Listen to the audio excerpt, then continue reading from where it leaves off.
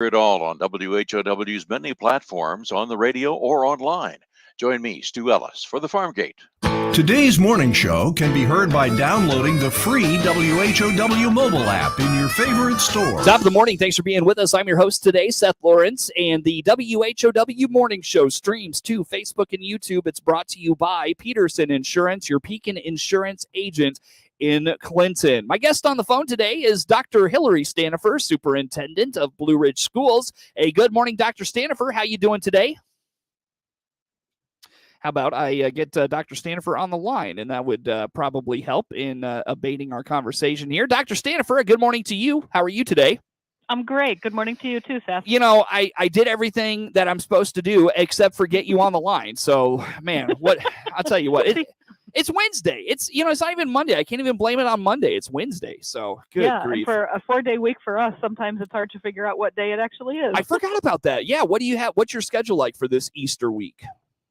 So we are here Monday through Thursday, and we are off for Good Friday. We do come back to school on Monday. I know some districts take the Easter Monday off, but we do not. Man, you're making your kids come back on Monday? Gosh. I know. Somebody's got to be in charge of that next time and make a change. What?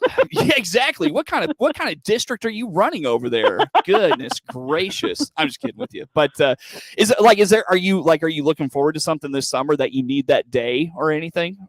You know what? I was following tradition. We've never done that. Actually, as a college student, I remember I went to a Christian university, and we didn't have that Monday off until, as a student body, we came together and put I wouldn't say a petition together, but made ourselves known that we would appreciate that Monday, and that actually happened. We just haven't done that here before, and I think it is worth asking that question if people want to do that. What is one more day? Well, us Christians, I mean, we get wild on Easter, so we need that right. Monday off. I'll tell you what. Dr. Stanifer, let's dive into a couple of things kind of on your radar these days. Let's talk a little bit about this legislation that came down from the state of Illinois regarding off days and vaccinated teachers. And I have to be honest with you. I know you heard my conversation with Dr. Greenwood. I figured there was more to this than what the state of Illinois was kind of peddling out there. And she really opened my eyes to a lot of things happening. So for folks that missed that conversation, give us your kind of 411 on that. Yeah. So, there's a lot of reading between the lines, I would say. So this is really a push to make sure that as many school employees as possible will get vaccinated, because the legislation that just came out talks about restoring any dock days, any missed pay, basically between March 9th of 2020 and current, because we're still under those emergency orders, and that goes at least through May 1 of 2022. So we have to go back and collect information on anybody who missed pay because of COVID-related reasons. So that is being collected, but of course this is for vaccinated employees only. So what they're using as their definition is what CDC currently says is after your last shot, whether it's second of a 2-series vaccination or just the J&J 1 shot, you have to wait 2 weeks after that, and then you would be eligible to receive this back pay. But the kicker is if anybody is vaccinated and waited past that 2-week window by May 11th of 2022, then you are eligible for that time. So there's the big push that the government is making to make sure that we get people vaccinated, because they're going to withhold that pay from those who do not comply. Right. And right now there is no provision for medical contraindication for people, and no provision for religious exemptions for this vaccination. Now, talk to me about, Dr. Greenwood mentioned that there is the provision for districts to say, okay, you may not have been vaccinated, but you had to take days off for COVID, and you can use your local authority to say, we'll give you that time off, give you back those days off. How about that? Yeah, well, it's not actually part of the House bill, but that's what all the superintendents are talking about, because what do we get? What pushback do we get as soon as this legislation comes out? from the unvaccinated staff, what about me? What about me? I work just as hard. Why shouldn't I have that time? Just like my colleague down the hallway who decided to get the vaccine should have that time. I work just as hard.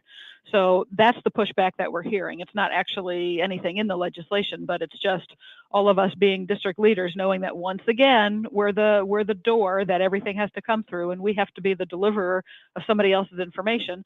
So when we get the pushback loud and clear from our staff, then that's something that we have to relay to our board.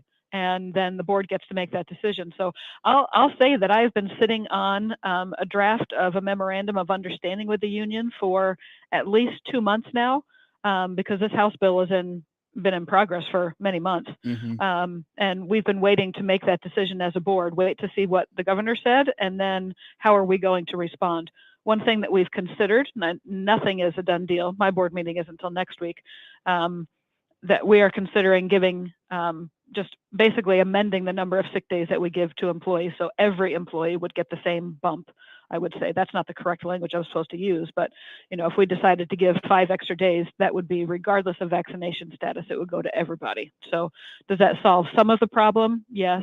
Is that unequal in its own way? Of course, everything's going to have, I could say it's fair because it's the same for everybody, but somebody could say it's unequal because now vaccinated people are getting double protection, So yeah, but like Dr. Greenwood said, we have to really understand what those TRS implications are, because if that's a financial burden for us, that's just one more thing that we need to consider. Man, the more these conversations happen with you and your peers, the more I learn about this stuff. I guess I didn't realize that it wasn't a provision in the legislation, that schools are just kind of taking up the opportunity to, give back those sick days if they so choose. So interesting stuff.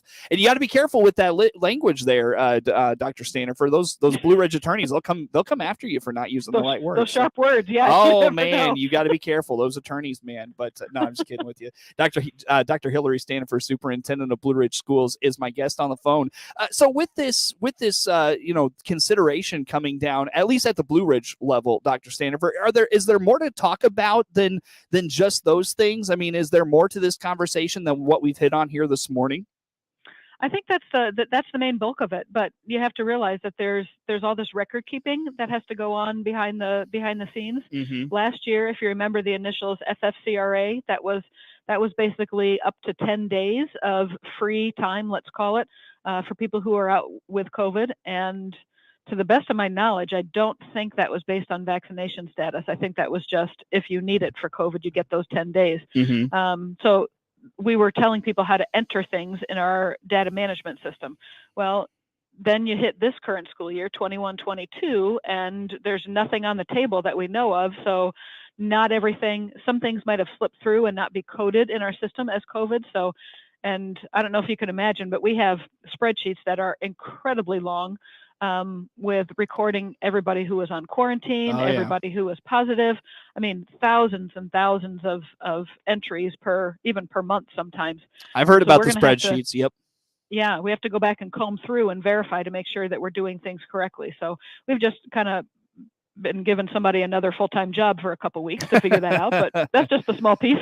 Yeah, for sure. So now you got to go back and wade through all that information then, I guess. Yep, exactly. Goodness so we'll gracious. ask employees to give us information, then we'll have to verify all So of it. when you talk about giving sick days back, what is that like? What does that mean for those teachers? And do those roll over year for them? I mean, I know there's some occupations where, if you don't use it, you lose it. They roll over. It just kind of depends. How does that like impact them, I guess, going forward? Yeah, sick days do roll over for all of our employees. For the TRS employees, meaning the certified teachers, those days that you save from year to year become very valuable because it can buy time in your career. For example, I think I'm in year 32. I have enough sick days banked. You need 170 sick days stored so you can retire a year early. So if like right now, I could retire and say I've completed 32 years in the building, but I have at least another year built up, so I could get credit for 33 years. Whoa. So yeah, sick days do make a big deal for teachers because they do roll over. Interesting stuff. So some benefit. I mean, it's a small benefit, albeit that, but it's a benefit nonetheless that I'm sure everybody wants back, I guess. Right. Sure. Well, Dr. Stanifer, what did I miss in that conversation today that you want to hit on? Well, there's another part of that legislation too that people aren't talking as much about, but it also ensures going forward, not related to COVID, but those e-learning days that people have started to use.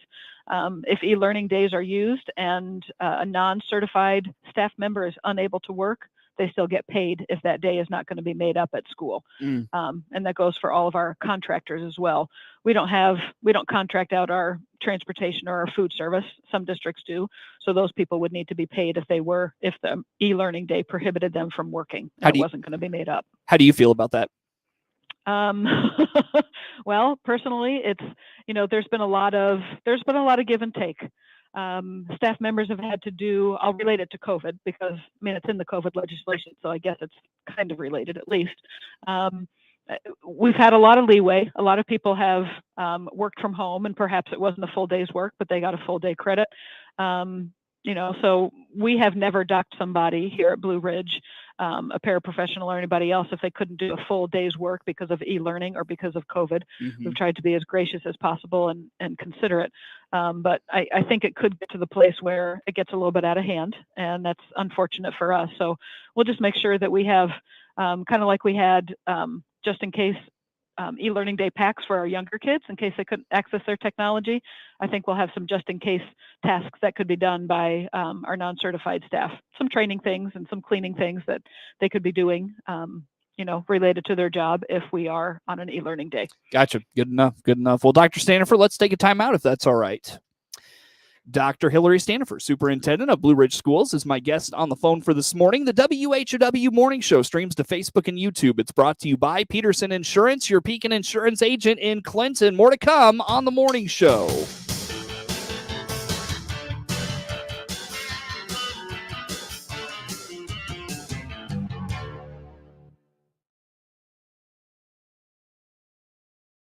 We keep you connected.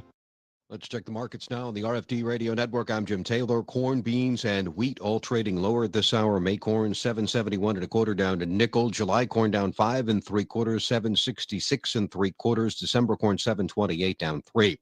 May beans 16.60 1/4 down a dime. July beans down 10 1/4, 16.50 1/4. November beans 14.96 1/4 down 10 3/4. May wheat 10.97 1/2 down 6 1/4. July wheat down 7. 11.05 1/2. May bean meal 456.30 down 460. May bean oil 75.82 up 39 cents. In the livestock market at this hour, April live cattle 140.52 up 57 cents.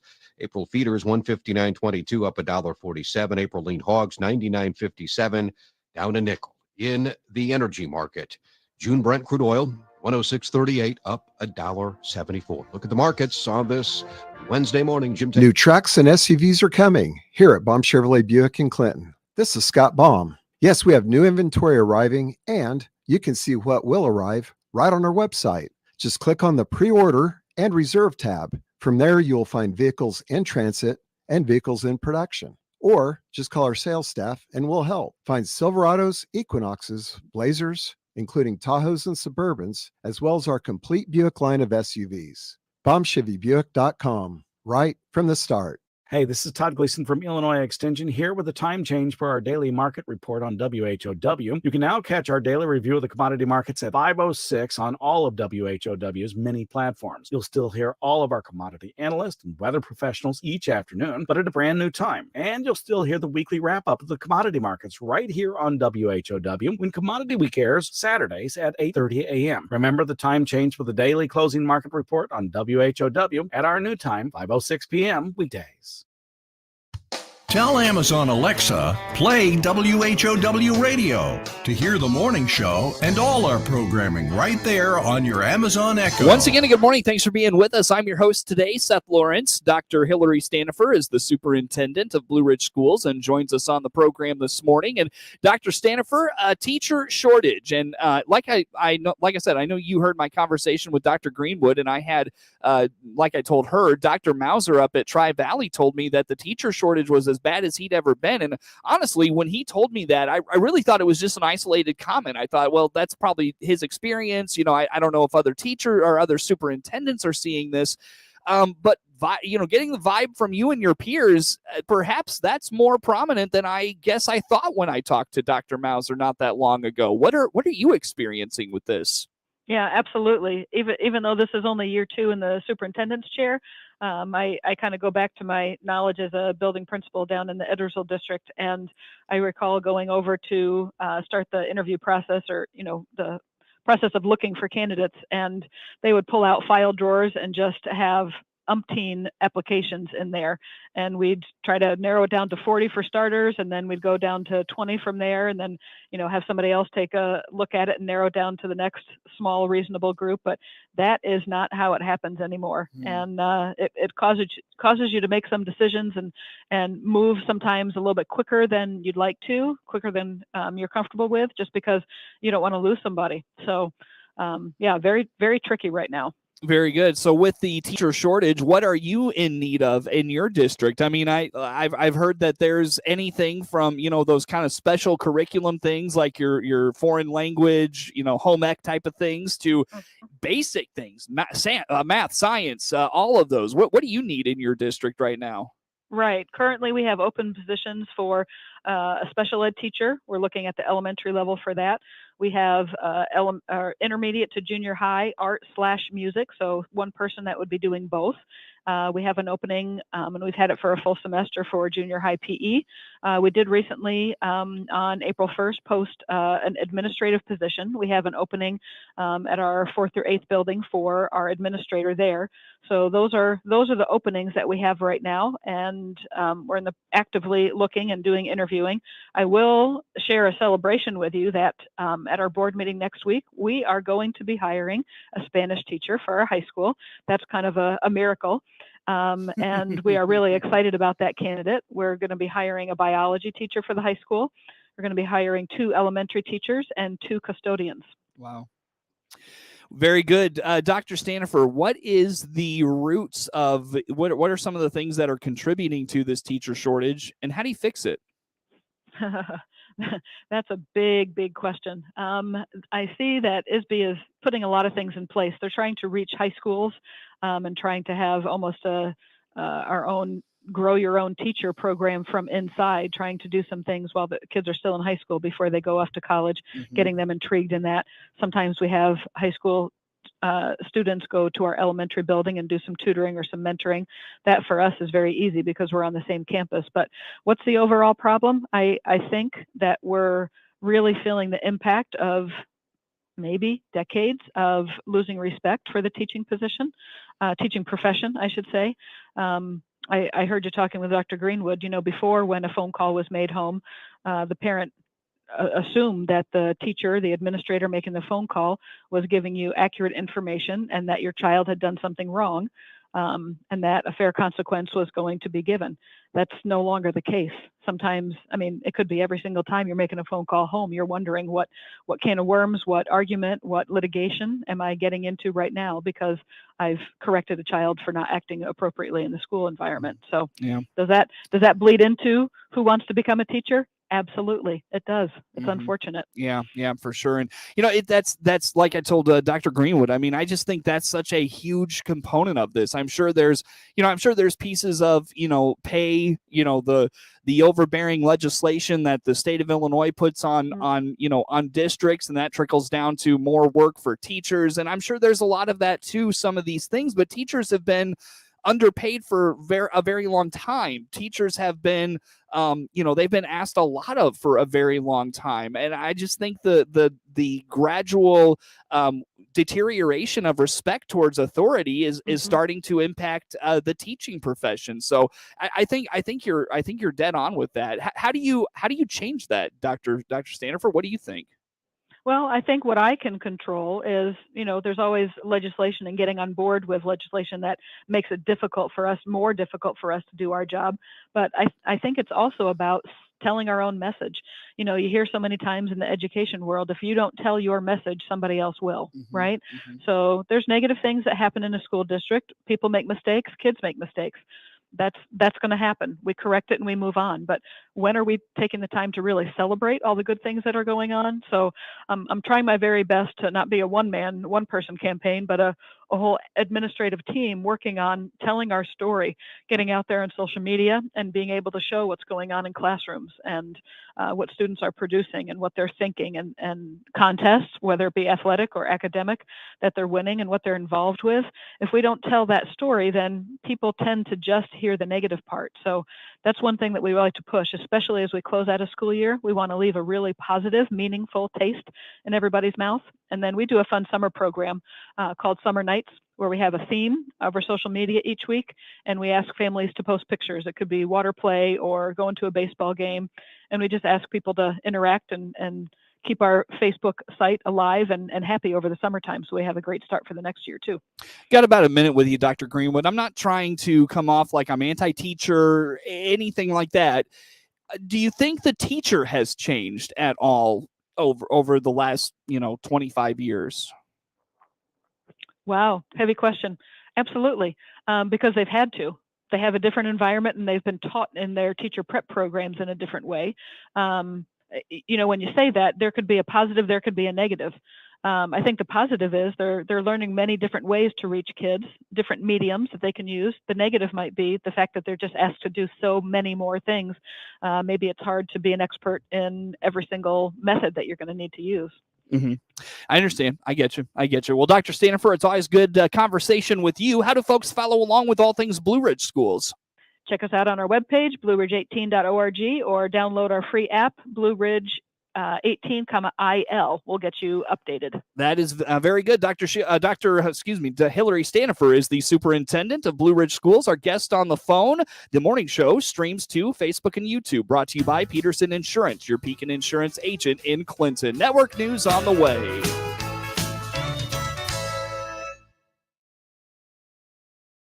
The Big 1520 WHOW Clinton, 92.3 FM W222 BG Clinton, 106.5 FM W293 DJ Normal Bloomington.